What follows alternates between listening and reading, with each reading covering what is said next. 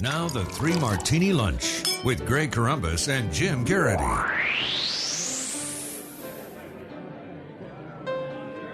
And welcome, everyone, to the Monday edition of the Three Martini Lunch. Along with Jim Geraghty of National Review, I'm Greg Corombos of Radio America. Good, bad, and crazy martinis for you today, as usual. And, Jim, we start with the good. Each week, the president and then a member of the opposition party give a weekly address. It used to always be on radio in the last few years. I think pretty much since Obama took over.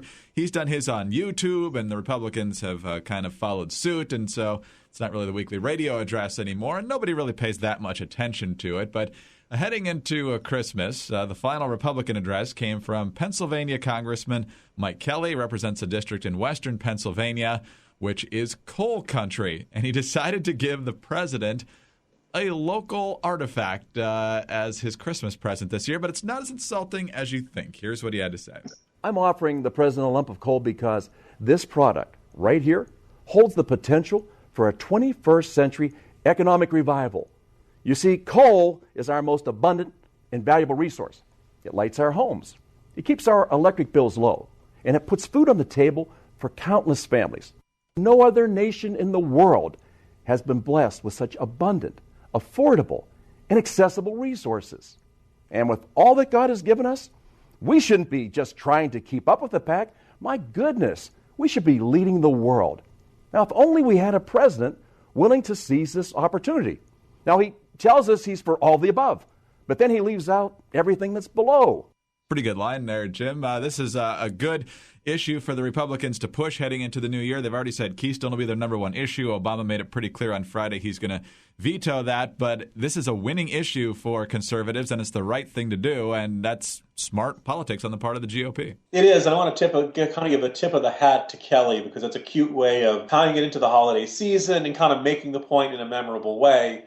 On Friday, when Obama held his final press conference of the year, he made pretty clear that he was not really interested in signing the Keystone Pipeline. And look, it's been 6 years. It's not like, at this point, we need to study it more excuse is a way of saying no and trying to avoid the political hit of saying no. This is always polled very well.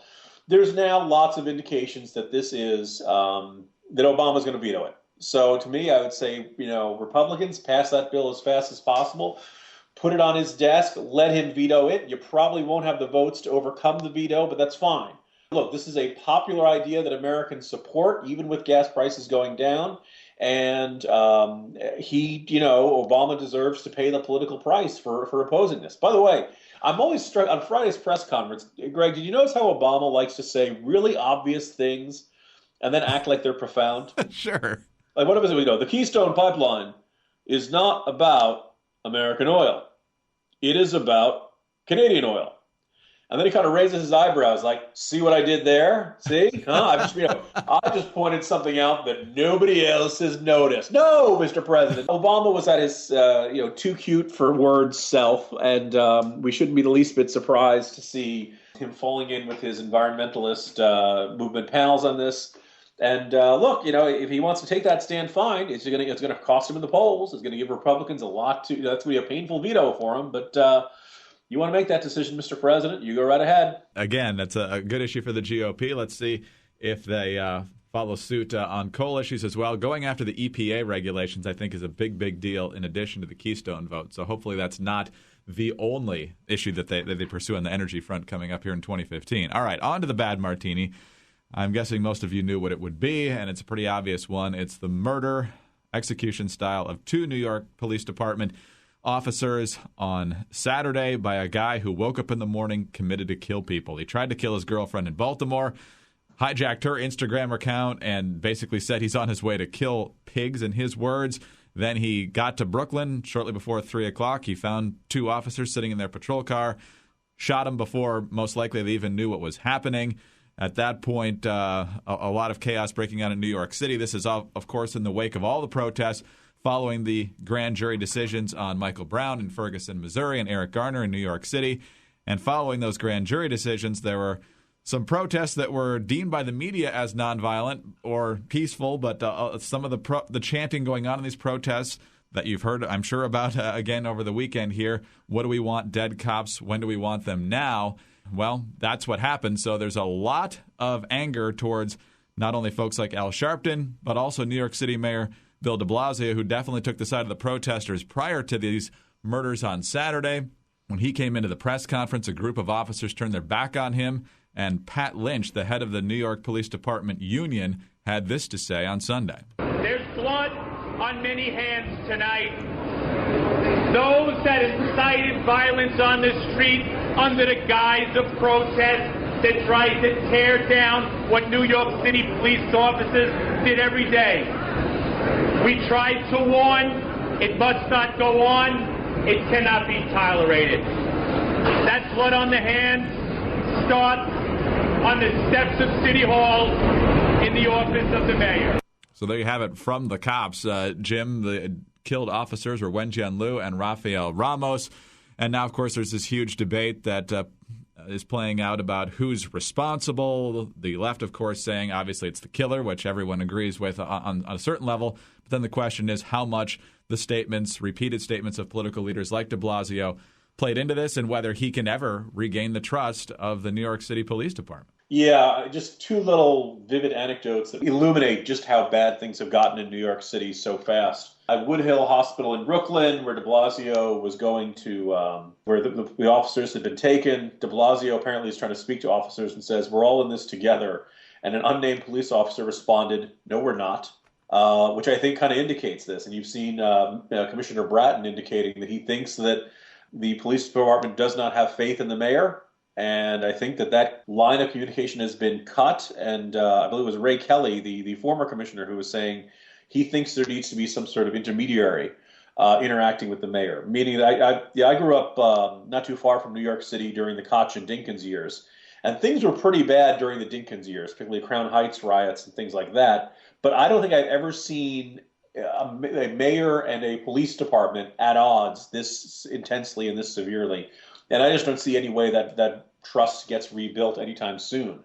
I think it indicates that there is a real price to be paid for palling around with Al Sharpton and for kind of demagoguing a bit with these tragic events like this, and kind of acting like, well, I can get some votes out of this, I can get some popularity out of this. Two other kind of really just kind of horrifying indicators of where things are in New York City, and let's face it, probably well beyond that. After the officers' killings, a union-generated message to the 35,000 officer NYPD warned officers to respond to every radio call with two cars, quote, no matter what the opinion of the patrol supervisor. It also says, do not make arrests unless absolutely necessary. The president of the Detectives Union told members in a letter to work in threes when out on the street, wear bulletproof vests, and keep aware of their surroundings. Cops in New York really feel like they are targets in a war right now. And unfortunately, we don't know whether this is, the last of these incidents or whether there'll be more of these incidents. And I think, we've had a very interesting discussion towards the end of last week about the interview, the movie about making fun of North Korea and the studio's decision to pull it, whether that is akin to shouting fire in a crowded theater, as the brilliant Touré declared on MSNBC. A lot of conservatives feel like they were really unfairly criticized and blamed for the Gifford shooting out in Arizona. And a lot of people are very kind of eager to turn around and play fair, turnabout is fair play. If we got blamed for crimes that we had nothing to do with, we're going to blame you for this one. I don't think it's necessarily fair to blame de Blasio for this police shooting. I don't think if he'd said his words any differently, I'm not sure it would have changed the actions of this man. I'm not so sure if any of the protests against police have changed this man. I will say, chanting, what do we want, dead cops, when do we want it now? If you do that, you can't be that surprised that somebody decides to take that seriously. And I think that there are a lot of, we should have a very broad definition of the First Amendment. But I think calling for cops to be killed, that's a threat. And that is something that I think is, if this movement wanted to delegitimize itself in the eyes of most people, I think that chant does it. And I think they have to, look very seriously at themselves and ask, have they created a circumstance in which people feel the right thing to do is murder police officers? And if so, this stops being a protest movement and starts being a criminal organization. On to the crazy Martini now, and you alluded to the story like we talked about all last week, and that's Sony's decision to not release the interview on Christmas Day as originally planned in response to the demands of the hackers threatening 9/11-style attacks on theaters and so forth. So the issue came up at President Obama's year-end press conference, which, for a guy whose party got pounded, Jim, it's amazing what a great year we had as a country and how his policies have all done well for the American people. But one of the questions that he was asked was about whether Sony did the right thing, and the president said this. I wish they'd spoken to me first. I would have told them, do not get into a pattern in which you're intimidated by these kinds of criminal attacks. If only they had reached out to the president. Well, it turns out they did. Sony's CEO, Michael Linton, says he's disappointed in what Obama had to say, pointing out that Sony did reach out to the White House. We definitely spoke to a senior advisor in the White House to talk about the situation. The fact is, did we talk to the president himself?